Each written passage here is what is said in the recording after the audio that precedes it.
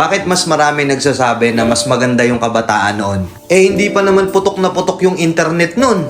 Hindi pa putok na putok yung Facebook, wala pang TikTok, wala masyadong entertainment sa social media. Pero bakit mas maraming nagkiklaim na mas masaya yung generation noon? Kasi kahit ako, aminado ko na mas naging masaya ako nung kabataan ko noon kung ikukumpara ngayon na puro social media na lang. Kung ikukumpara ngayon na puro internet na lang. Alam ko maraming sasang-ayon sa akin dito, lalo na yung mga batang 90s. O yung mas matanda pa doon. Kasi noon, instead na sa GC kami nag-uusap-usap, meron kaming eksaktong oras at eksaktong tambayan na doon kami pupunta pagdating ng hapon. Magkikwentuhan kami ng mga walang kakwenta-kwentang bagay. Kahit wala kaming pera, nakatambay lang kami. Nag-uusap kami sa mga bagay-bagay. Physical kami magkakasama. Biruan, asaran. Minsan pa nga pagka merong ibang grupo doon, minsan nagkakaroon pa ng suntukan. Alala ko noon sa lugar namin, bawat street, bawat kalsada, iba-iba yung grupong magkakasama. Hindi pa uso yung Mobile Legends noon. Ang uso pa noon yung mga Metal Slug pa. Kami yung generation na nasalubong namin yung era ng pagpasok ng computer shop. Magtatabi ng ₱5 piso sa baon para makabuo ng 10 o 15 pesos para makapaglaro sa computer shop pagdating ng hapon. Grabe trash talk nun. Sobrang ingay sa computer shop. Dalawa lang yung sikat na nilalaro nun. Dota tsaka Counter. Wala pang GC sa Facebook nun.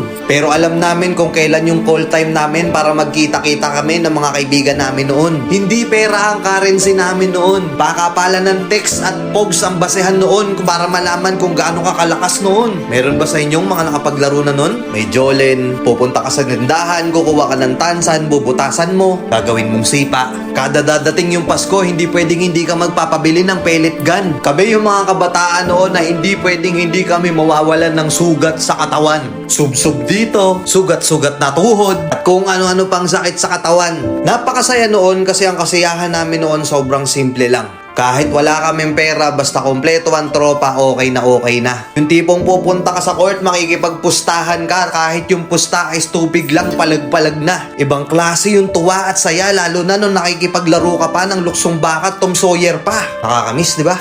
Ngayon kasi hindi na eh. Ngayon kasi yung ibang kabataan ngayon, hindi na nila nakakanasan yun. Ang nagpapasaya na lang sa kanila, yung mapasagot nila, yung crush nila ngayon. Puro pag-ibig, masyadong nagmamadali. Nakapokus na lang sa social media, hindi na lumalabas. Siguro oo, dahil nga yun na yung kinalakihan nila, masaya na sila dun. Pero aminin man natin at hindi, sa mga nakaranas ng mga ganong klaseng kabataan noon, mas masaya, di ba? Na kahit gutom na gutom ka na maghapon, may palo ka pa pag-uwi. Hindi yun mahalaga, ang importante kahit gusgusin na yung itsura mo, as long as makalaro mo yung mga kalaro mo, okay na. Masaya ka na. Nakakamiss lang balikan. Tapos ngayon yung buhay natin hindi na ganun kasaya. Hindi na ganun kasimple. Kaya minsan naiisip natin sana bata na lang tayo ulit. Oo, wala nga tayong pera nun pero masaya tayo. Hindi ganun kalaki at hindi ganun kabigat yung problema noon. Habang tumatanda tayo, nawawala na yung saya natin nung bata tayo. Kaya minsan yung iba, ini-spoiled nila yung inner child nila ngayon. Kasi aminin man natin o hindi na natin mababalik yung dati. Andito na tayo sa realidad. Sa realidad na pagka natapos mo yung isang problema, may problema na ulit agad. Wala ka ng time. Ubus yung oras mo. Hindi ka pa nakakapagpahinga, meron na naman panibagong problema. Kaya kung tatanungin ako, mas masaya ba talaga yung kabataan noon?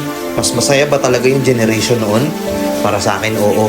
Sa nakikita ko ngayon na yung mga bata nakapokus na lang sa cellphone, tablet, sa computer, na yung iba halos hindi na mabitawan yung mga gamit na yun. Siguro isang reason din kung bakit ang kakapal na ng mukha natin ngayon. Kasi noon, nung bata pa tayo, kahit hindi natin kakilala, nakikipaglaro tayo. Tapos wala pang ilang oras, best friend na natin, kaibigan na natin, kasama na kagad sa circle of friends natin. Malamang sa malamang nga, meron kang mga nakalaro noon na ilang araw mong nakalaro, ilang linggo mong nakalaro, pero hanggang ngayon hindi mo kilala kung sino siya o anong pangalan niya. Hindi mahalaga kung sino siya, ang mahalaga masaya at nag-enjoy ka ng mga panahon na yun. Tama, di ba? Kaya kung isa ka sa mga tinutukoy ko na naging masaya yung kabataan noon, kamusta po? Sana okay pa rin kayo. Nakakamiss, no? Sobrang dami na nating struggle sa buhay, sobrang dami na nating pagsubok sa buhay. Pero masaya na din kasi naranasan natin noon yung ganong klase ng pamumuhay ng kabataan. Simple lang pero masaya. Di ba? Let's go.